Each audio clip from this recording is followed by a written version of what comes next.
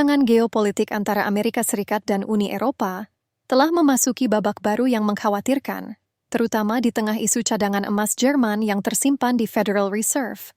Pemerintah Jerman kini tengah mempertimbangkan langkah berani untuk menarik sebagian besar cadangan emasnya yang mencapai 374 ton dari Manhattan, sebuah keputusan yang mencerminkan gelombang ketidakpastian yang mendera hubungan transatlantik. Keseimbangan yang telah terjaga selama dekade-dekade pasca Perang Dunia Kedua, kini mulai terguncang oleh arah kebijakan yang dianggap merugikan yang diambil oleh Washington. Keputusan Berlin untuk menarik cadangan emas menggarisbawahi kekhawatiran mendalam terhadap kebijakan Presiden Donald Trump.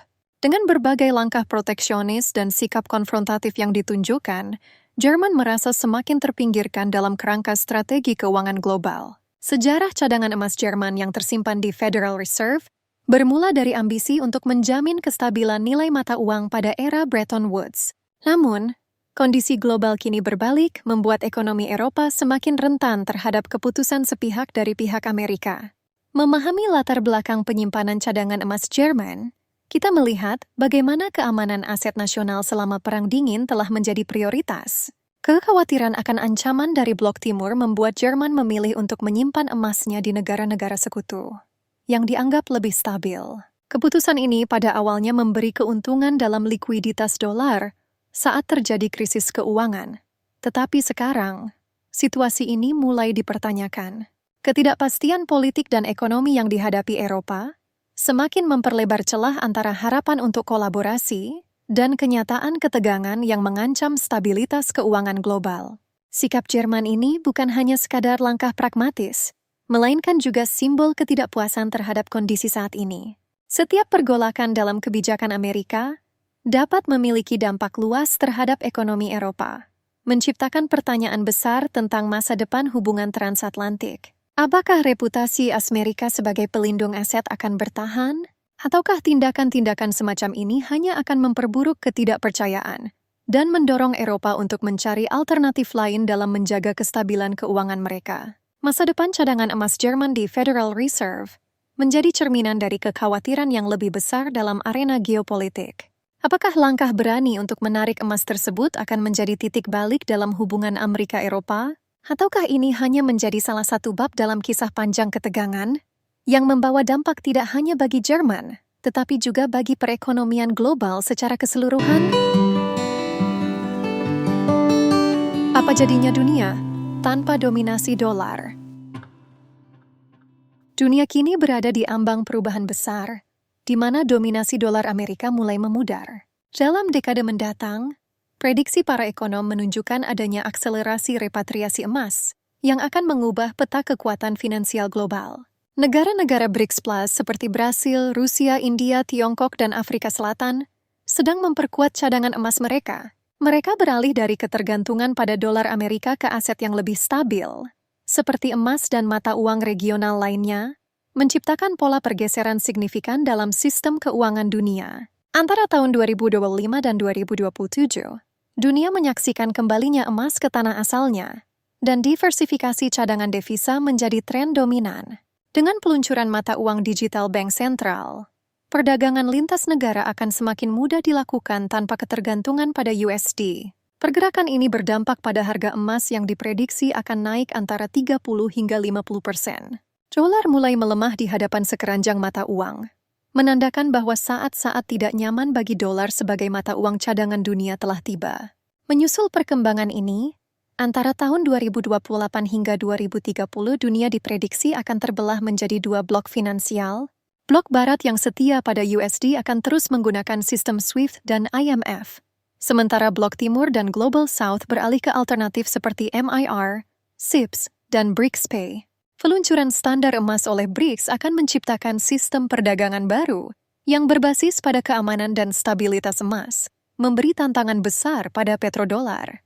Ketika krisis kepercayaan terhadap dolar mencapai puncaknya antara tahun 2030 hingga 2035, negara-negara yang menyimpan cadangan emas akan merasakan stabilitas yang relatif, sementara yang bergantung pada dolar akan menghadapi inflasi dan krisis utang. Visi untuk tahun 2035 hingga 2040 menunjukkan dunia multipolar finansial. Tidak ada lagi satu mata uang dominan, Perdagangan internasional akan dilakukan dalam beragam mata uang dan aset, termasuk yuan, euro, rupiah, dan stablecoin. Masyarakat global akan berangsur-angsur beradaptasi dengan sistem yang lebih terdesentralisasi, menghindarkan konsekuensi dari ketergantungan pada satu mata uang. Negara dengan cadangan emas yang kuat dan kemandirian moneter akan lebih terlindungi dari guncangan ekonomi global. Dalam era baru ini, diversifikasi aset akan menjadi kunci bagi negara dan individu dalam menghadapi ketidakpastian ekonomi yang mendatang. Perang tarif antara Amerika Serikat dan China yang dimulai pada masa pemerintahan Presiden Donald Trump telah menciptakan gelombang perubahan di berbagai sektor ekonomi. Ketika tarif impor diberlakukan, arus barang dan jasa yang sebelumnya berjalan lancar terganggu, mengubah peta perekonomian domestik. Salah satu pengaruh yang paling nyata adalah kenaikan harga barang konsumen. Karena Amerika Serikat sangat bergantung pada produk-produk yang diimpor dari China, seperti elektronik dan pakaian, konsumen di dalam negeri mulai merasakan kenaikan harga yang signifikan.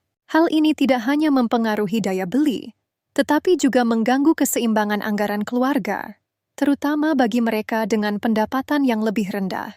Kenaikan harga barang ini menciptakan tantangan yang lebih besar bagi keluarga berpendapatan rendah. Mereka terpaksa mengerek anggaran belanja untuk memenuhi kebutuhan sehari-hari, mulai dari makanan hingga pakaian. Keputusan untuk membeli barang tertentu menjadi lebih sulit, dan pengeluaran menjadi suatu beban yang berat.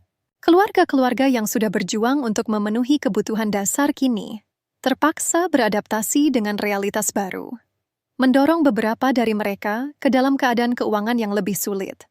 Dalam hal ini, perang tarif bukan hanya masalah ekonomi makro, tetapi juga krisis kehidupan sehari-hari bagi jutaan orang. Namun, tidak hanya konsumen yang terpengaruh, sektor pertanian juga merasakan dampaknya secara mendalam. Sebagai respons atas tarif yang diberlakukan oleh Amerika Serikat, China mulai mengenakan tarif pada produk pertanian dari Asakor, seperti kedelai, jagung, dan daging babi. Petani di seluruh negeri mulai melaporkan penurunan signifikan dalam permintaan serta penurunan harga komoditas. Ini bukan hanya sekadar kehilangan akses ke pasar besar, tetapi juga ancaman bagi mata pencaharian mereka. Banyak petani terjebak dalam dilema antara tetap berproduksi atau mencari alternatif untuk bertahan hidup dalam kondisi pasar yang tidak menguntungkan. Sebagai hasil dari krisis ini, pemerintah Amerika Serikat terpaksa turun tangan. Untuk mengurangi dampak dari kerugian yang dialami oleh petani, mereka berinvestasi miliaran dolar dalam bentuk bantuan subsidi.